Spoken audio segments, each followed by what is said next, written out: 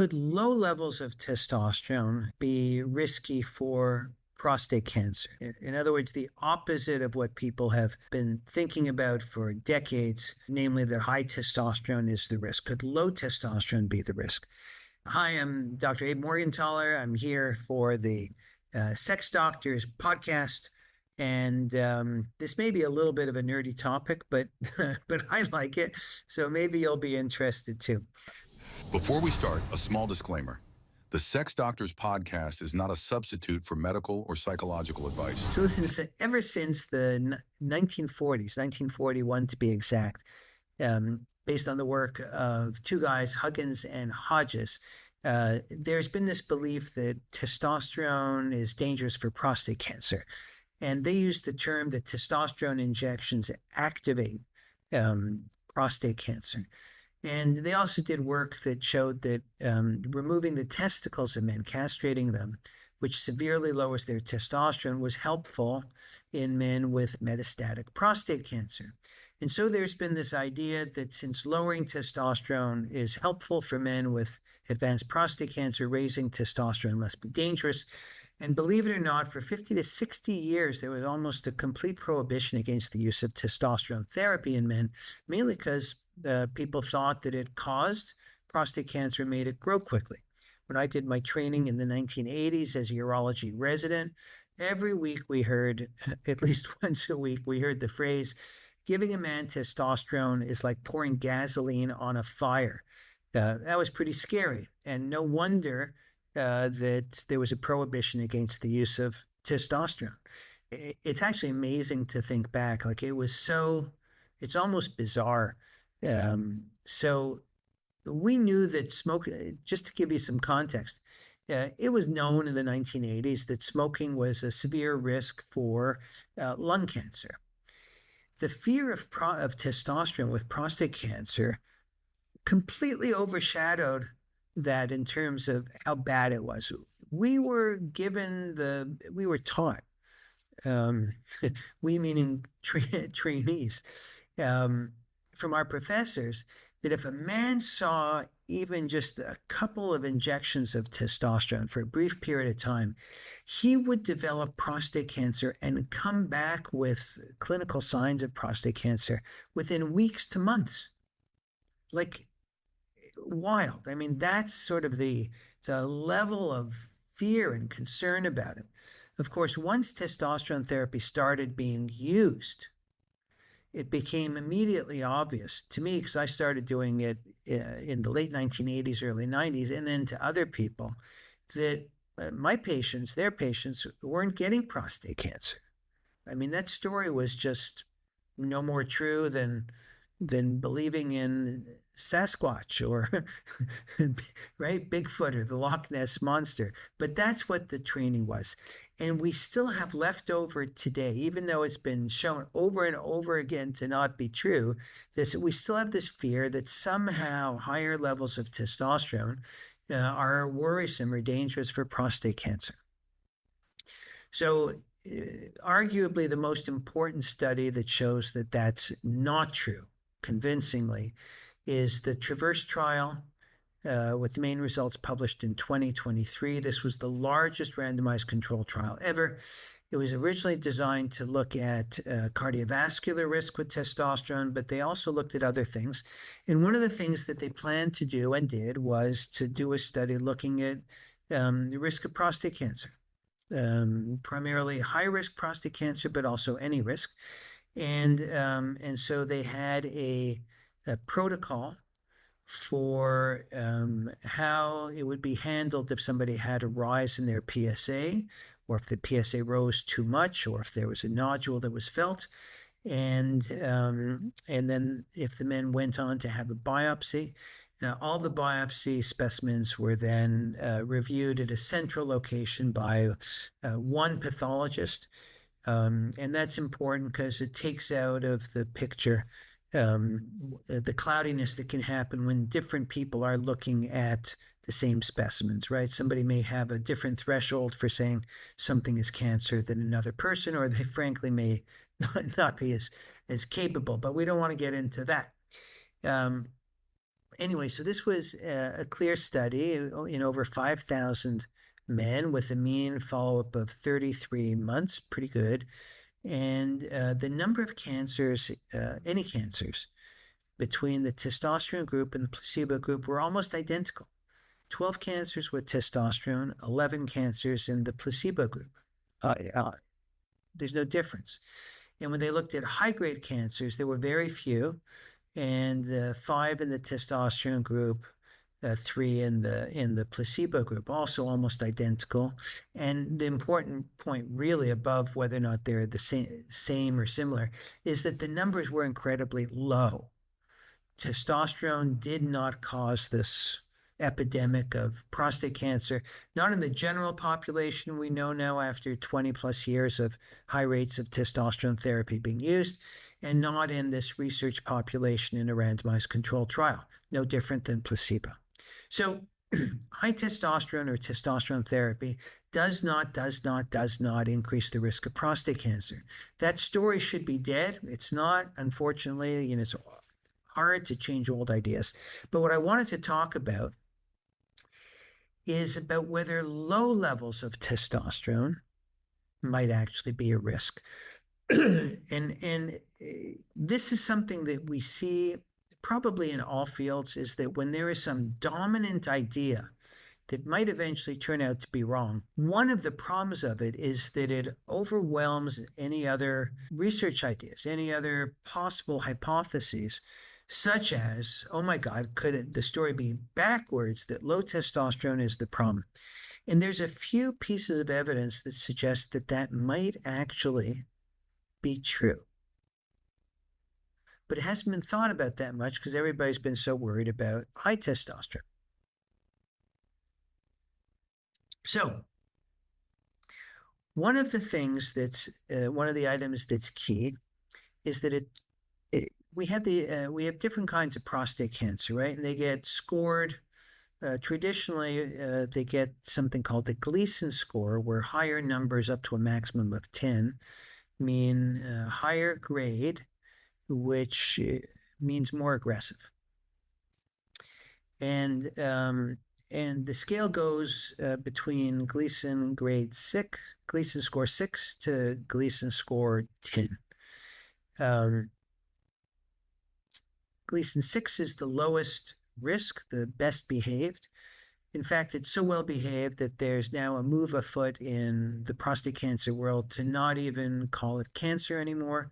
But there still are men with Gleason 6 who are getting treated for their cancer. And certainly over the course of my career, it was common to treat men with Gleason 6. Now more and more they're being watched.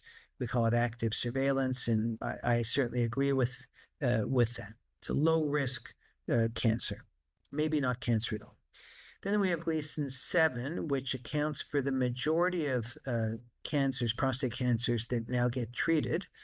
And then we have Gleason 8, 9, and 10, which usually get lumped together. They're all high-risk cancers, more aggressive cancers. And we lump them together because they're less common. So Gleason 8 is the most common of that group. Gleason 9 is pretty uncommon. And Gleason 10 is pretty rare. It does happen, but it's pretty rare.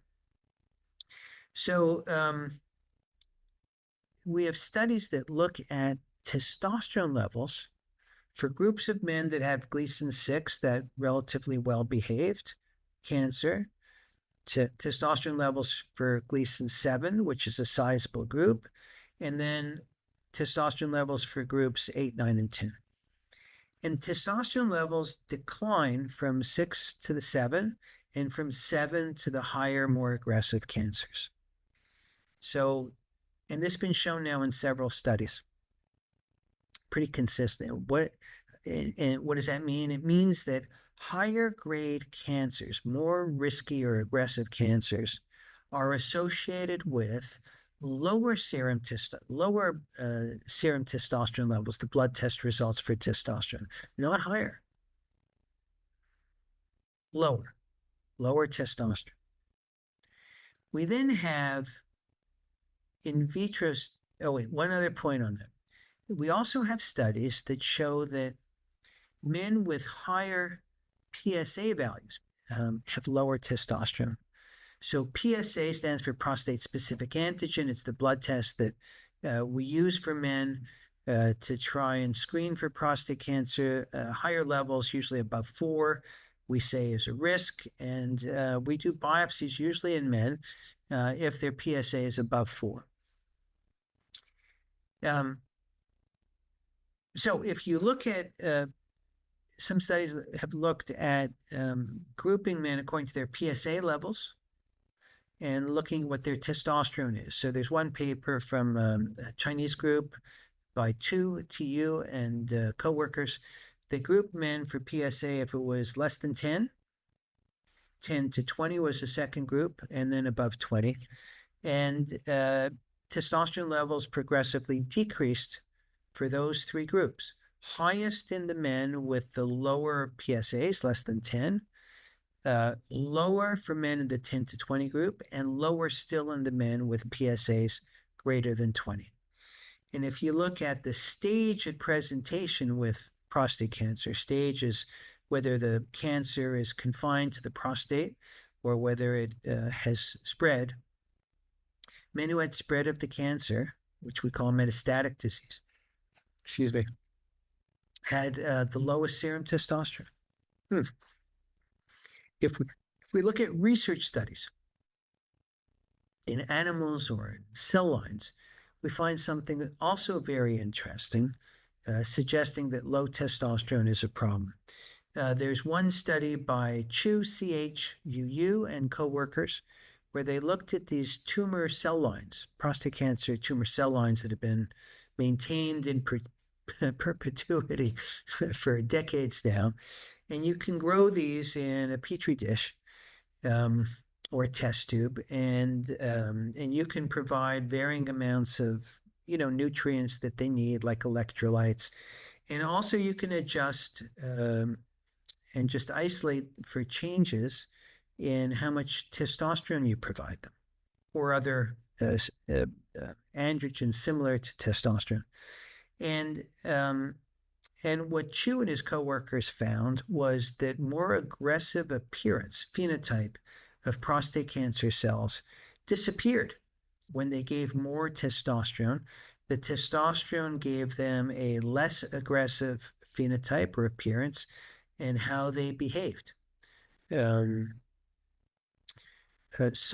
and Kira. Mo Kira is a brilliant researcher, colleague and friend. They did some interesting work down at Baylor, and they grew these cells too. And what they showed is that if you start from left to right with 0 concentration of testosterone and then increase it, at low concentrations, as you increase testosterone, there was more cancer cell growth.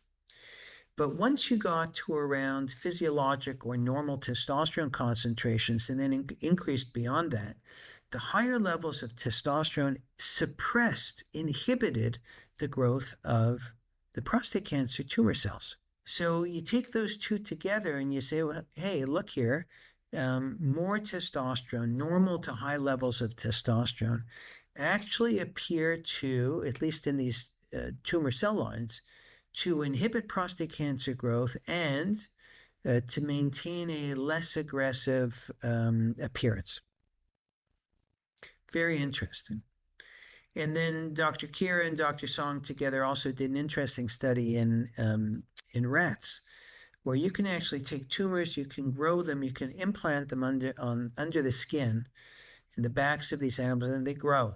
And you can watch them grow and measure their rate of growth. And it turned out that the tumors didn't grow well in animals that had been castrated, so their testosterone is close to 0. And in males with normal testosterone levels, they grew, but not that robustly. But they grew the best in animals that had low levels of testosterone. Very interesting stuff. So we have a number of pieces of evidence that actually having normal levels of testosterone may actually be protective against prostate cancer, at least compared to men who have low levels of testosterone to begin with. And I just want to point out the natural history of prostate cancer as a final, maybe indirect argument, but I think one that carries a lot of power, which is that men get prostate cancer when we're older and our testosterone levels have declined. So, and we never see prostate cancer, never, in men in their 20s, when men have their highest uh, lifetime testosterone levels. So I think there's a number now that hopefully, now that the fear of testosterone causing prostate cancer, promoting prostate cancer is dissipating, I think that we'll now be able to more fully explore other possibilities, including the one that it might be low levels of testosterone that predispose men to prostate cancer. Well, that's that for this story. Again, I'm Abe Morgentaler. Hope you listen in on the Sex Doctors podcast, and hope to see you again for another episode, either with me alone, Dr. Brandon alone, or with us together. Bye-bye.